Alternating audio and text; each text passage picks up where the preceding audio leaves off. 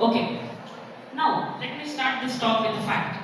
Did you know in India, over 170,000 students, that is 1.7 lakh students, have died due to suicide between 2011 to 2021?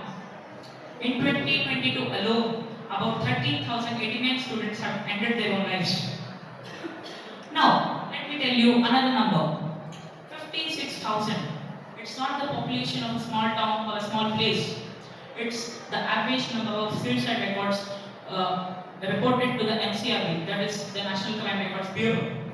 This is not just a statistic, it's a national emergency. Imagine this. By the time our 25 to 30 minutes end here, statistically, 3 to 4 Indian students will have ended their lives. In India, where mental health is a topic which is not brought into importance, I'm here to speak. No, I'm not here just to talk. I'm here because these numbers, they are not just statistics. They are reminders that mental health is not just an issue. It's urgent, it's real, and it's happening everywhere in our classrooms. Now, let me lay a roadmap in front of you guys. It basically says what I'm going to be discussing in the following time with you guys. Number one, understanding mental health in the perspective of the student. Number two, peer pressure, how it shapes you without you even realizing it. Number three, anxiety, what happens in your body and brain when you feel it, and how does your body respond to it. Number four, exam stress, a topic which needs no introduction to you guys, and why it hits Indian students so hard. Number five, family expectations, the cultural pressure cooker we live in. Number six, what can we do to these problems? And number seven, a challenge, a final challenge to you all. Now, are you ready to dive into the session? Yes? Fine. Let us dive into number one, understanding mental health in the perspective of the student. Let us start with the basics, guys. If I say mental health, can anyone please tell me what does mental health mean to you? Please, anyone stand up and tell, no hesitations. Or else I'm going to pick someone random. No fear, please stand. Okay, what does mental health mean to you?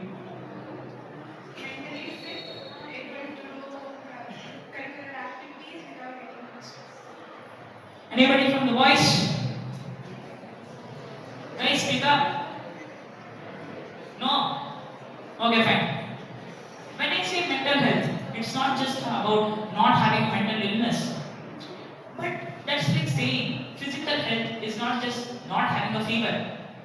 When I say mental health, it means emotional, psychological, and social well being.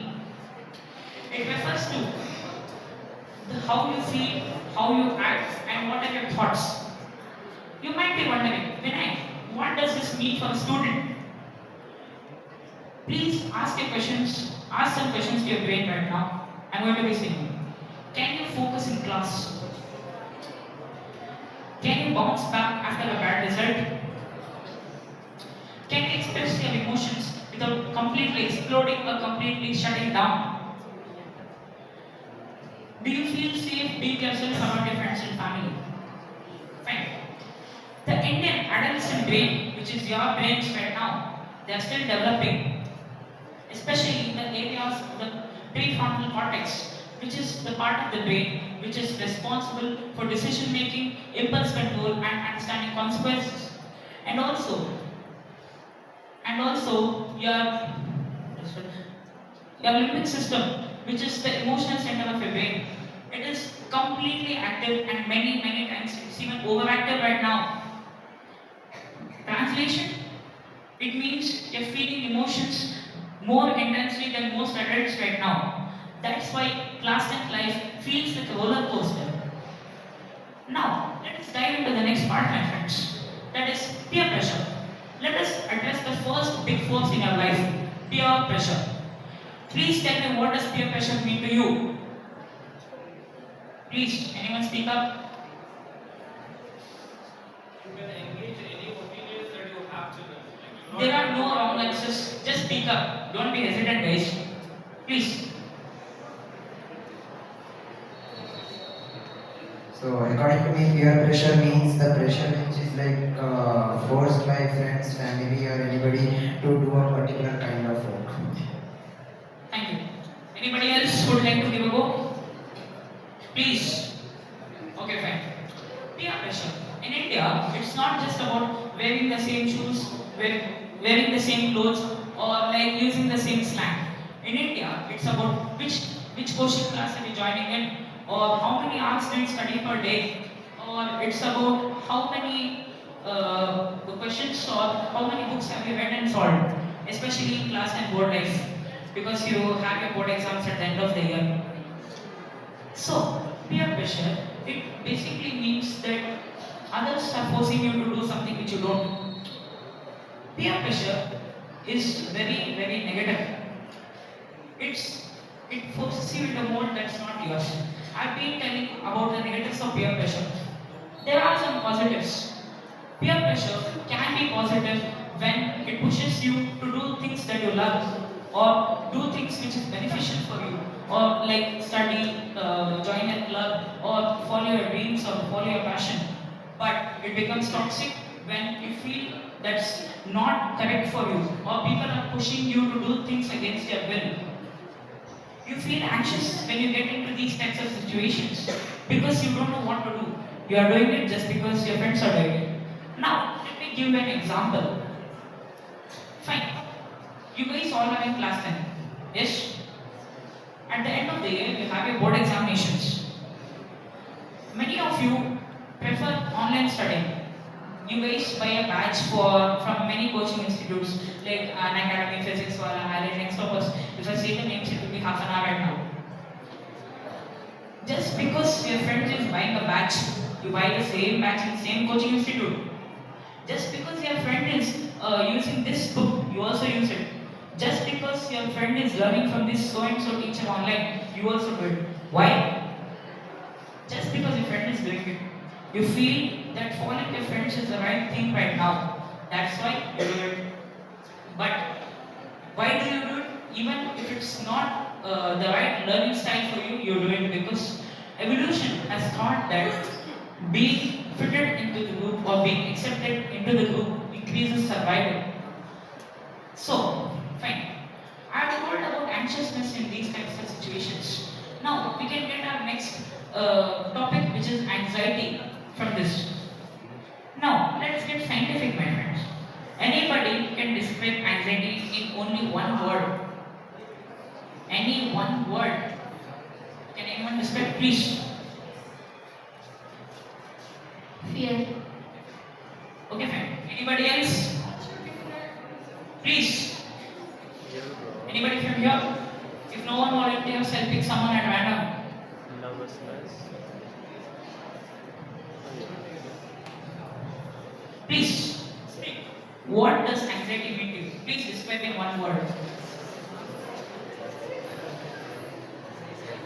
Something that someone don't take any fear. Okay, fine. Anybody else?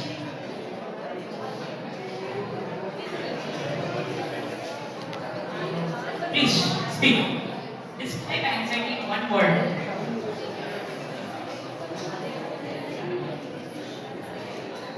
Speak something.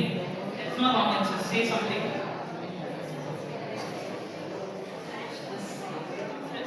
Stress. Fine. You guys have given your honest opinion.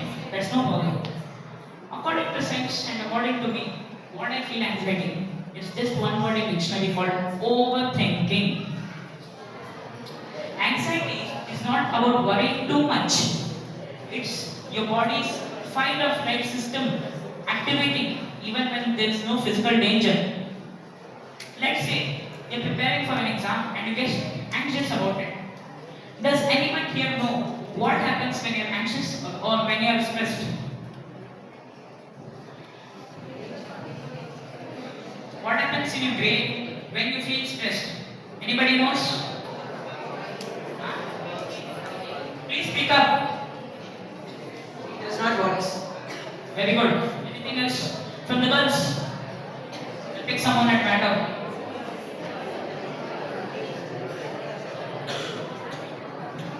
Please speak.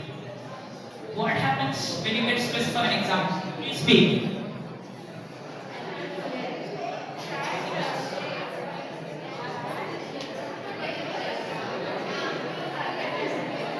I forget everything. Fine. When you prepare for an exam, please stop talking. Fine. When you prepare for an exam, this is what happens. In your body sends a signal. It will tell, body, please release these following hormones called cortisol and adrenaline. Cortisol is also known as the stress hormone. What are the effects of this? The effects are your blood flow diverts away from the digestive system to the muscles. Due to this, your muscles get more tense, your heartbeat increases. That's why you forget whatever we have studied the last night. In ancient times, this was very amazing when you were running away from a tiger or a lion chasing you. But in class 10, it translates to you sitting in a desk, your maths question paper in your left hand, a pen in your right hand, just you scribbling answers. And but some of them were like you in class 10, preparing for board examinations, having big dreams. But most of them were in class 11th, class 12th, or their dropper years, preparing for competitive exams.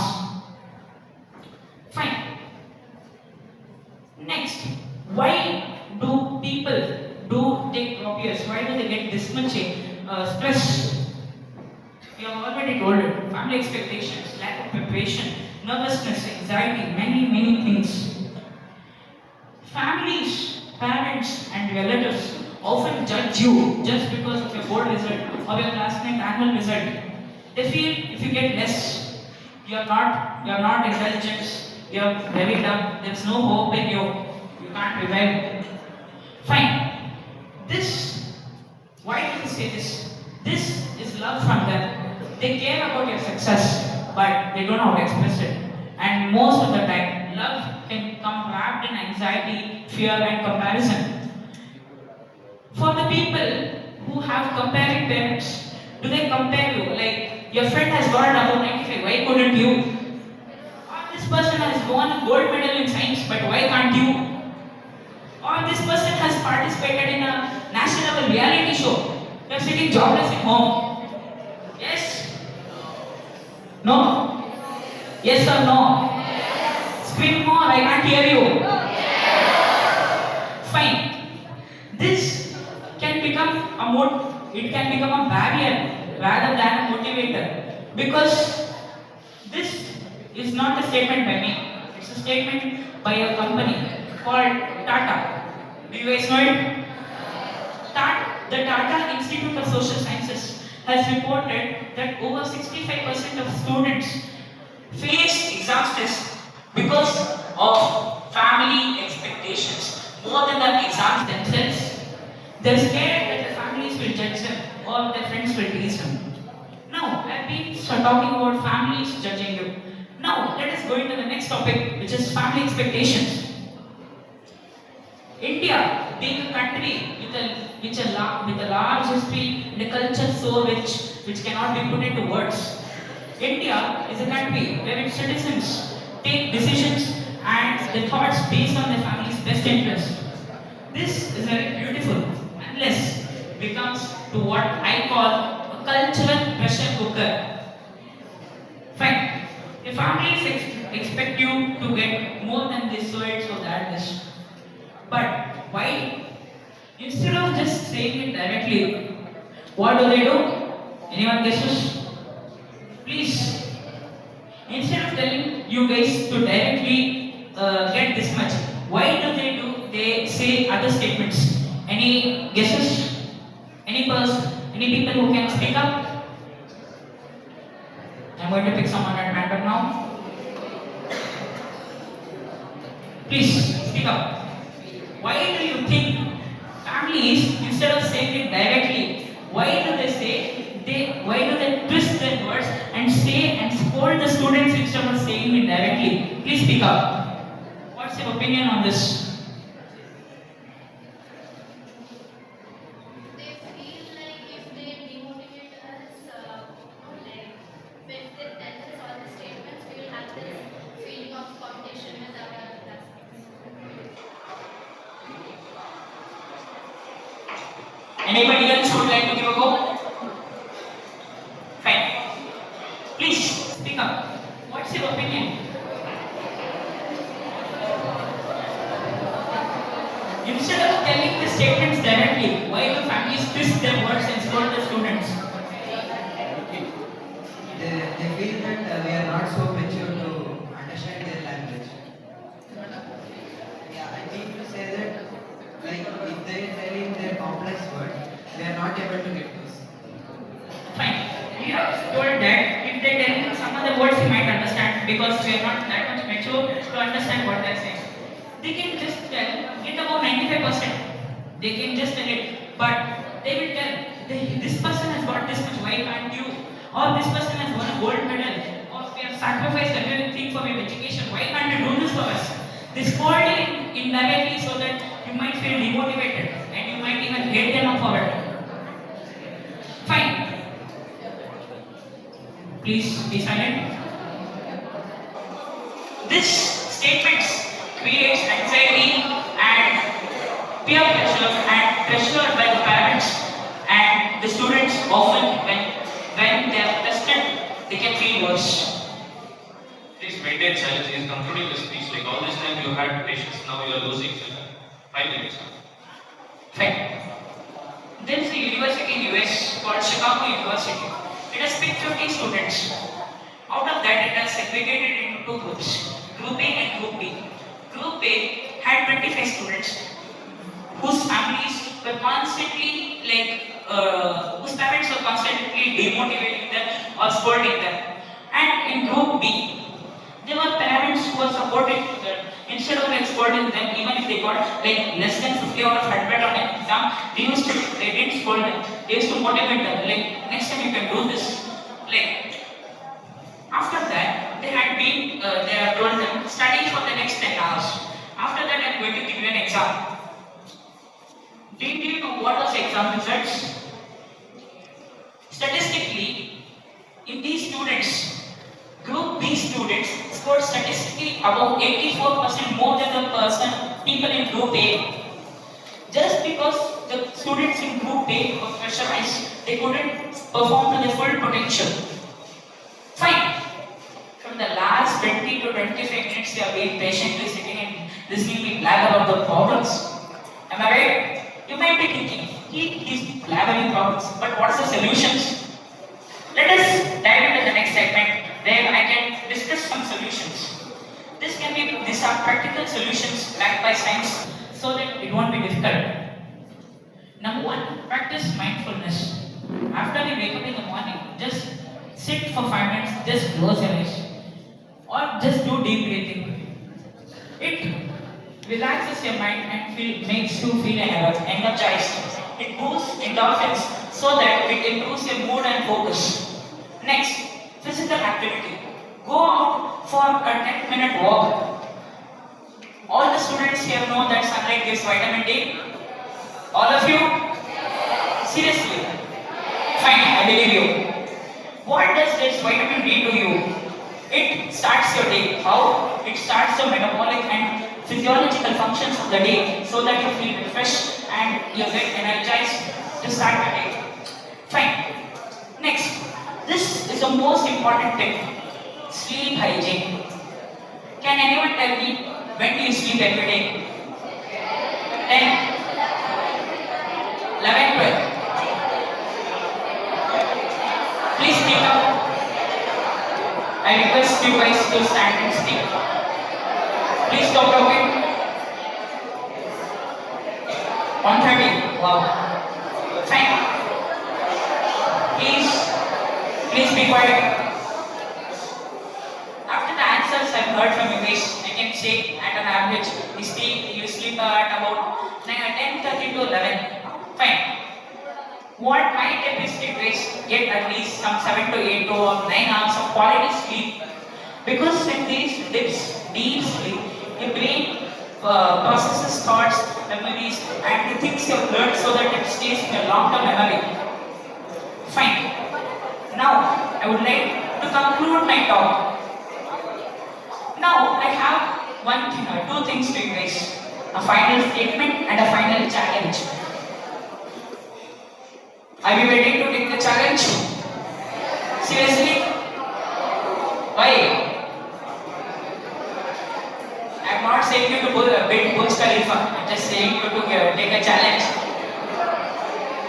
Fine. Let us get into the last part of my talk, my friends. Seniors, please stop talking. Fine. I just want to say this. Marks are not your whole life. Even if all the people say you it's your whole life, even if your family tells you everything, there is more to life than just marks. If your class 10 life is just a chapter in a book called your life, in 5 years, people may not even remember what's your board percentage or what is your marks in so and so exam. But they will remember how you have treated them, how you have treated yourself, and the memories and the time you have spent with them. So, I'll give you a challenge. Please try to do this. So, my challenge to you all is try one mental health habit every day for the next 30 days. I'm not saying you to build the next $1 trillion economy. I'm just saying you to follow a simple thing. Just take 10 minutes of your day. Try any one mental health habit. For example, just go for a walk in the morning, or just talk to someone for 10 minutes, or just journal. Journaling is basically like writing your thoughts. So I would like to say before I conclude my talk, strength is saying that I am weak, I need help. It's not about bottling your emotions. It's about focusing on your long-term goals and your health and your life. Because life is not just about exams. Now, I would like to thank all of you guys for sitting patiently, listening me blabbering for the past 25 minutes. And I would like to thank all my friends who are my co-speakers, and I would like to thank VK sir for mentoring. And I hope to tell you one thing, please enjoy the next 24 hours of your life. Thank you.